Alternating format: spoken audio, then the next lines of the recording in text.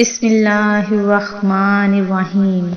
اللہ کے نام سے شروع جو بڑا مہربان نہایت رحم کرنے والا ہے۔ مون وظائف چینل کی جانب سے تمام ناظرین کو السلام علیکم ورحمۃ اللہ وبرکاتہ۔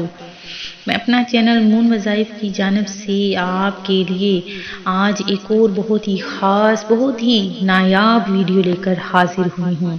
تو ناظرین ہماری ویڈیو کو آپ نے آخر تک دیکھنا ہے، اور جن ناظرین نے ابھی تک ہمارا چینل سبسکرائب نہیں کیا وہ اسے سبسکرائب کر لیں، اور ساتھ ہی ساتھ بیل آئیکن کا بٹن بھی پریس کر لیں تاکہ ہر نئی ویڈیو کا نوٹیفیکیشن سب سے پہلے آپ تک پہنچ جائے۔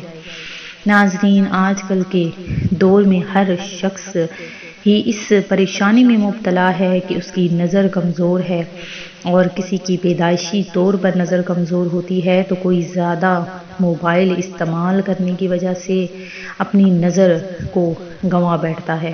تو ناظرین اس کے لیے ہم بہت ہی خاص وظیفہ آج کے لیے لے کر حاضر ہوئے ہیں۔ آپ کی نظر کی کمزوری کے لیے یہ بہت ہی مجرب عمل ہے، مکمل فائدہ اگر آپ حاصل اس کو کرنا چاہتے ہیں تو اس عمل کو آپ نے ہمیشہ جاری رکھنا ہے انشاءاللہ۔ جن میرے ویورز نے اینکیں لگا رکھی ہیں یعنی گلاسز لگا رکھی ہیں اور وہ ہر وقت پریشان رہتے ہیں کہ ہر قسم کا وہ علاج کروا چکے ہیں لیکن ان کی نظر ٹھیک نہیں ہو رہی ہے، نظر کی کمزوری بڑھتی ہی جا رہی ہے دن بہ دن، ہر وقت اینک بھی لگا کر نہیں رکھ سکتے ہیں، تو ناظرین ان لوگوں کے لیے بہت ہی خاص میرا یہ عمل ہے جو آپ نے کرنا ہے۔ انشاءاللہ عز و جل آپ دعائیں دیں گے کہ ہم نے آپ کو اتنا اچھا وظیفہ بتایا ہے۔ تو ناظرین آپ نے کیا کرنا ہے کہ نماز فجر اور مغرب کے بعد اول آخر آپ نے 11 بار درود ابراہیمی اور 7 بار فجعلناہ سمیعا بصیرا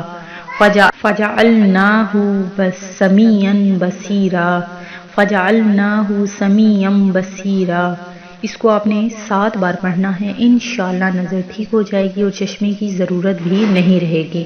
کیا آپ نے آنکھوں پر ہاتھ رکھ کے پڑھنا ہے مکمل فائدے تک، جب تک آپ کو اس کا اثر نہیں ہوتا آپ نے اس عمل کو جاری رکھنا ہے۔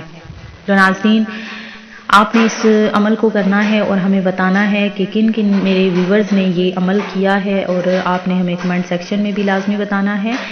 انشاءاللہ عز و جل اللہ تبارک و تعالی آپ کو نظر سے اور نظر کے اس کمزوری سے چھٹکارا دلائے۔ ہمیں دعاؤں میں یاد رکھیے گا۔ میں امید کرتی ہوں کہ ہماری آج کی ویڈیو آپ کو ضرور پسند آئی ہوگی۔ اسی طرح سے مزید وظائف حاصل کرنے کے لیے ہمارا چینل مون وظائف کو دیکھتے رہیے۔ اپنا خیال رکھیے گا، دعاؤں میں یاد رکھیے گا۔ اللہ حافظ۔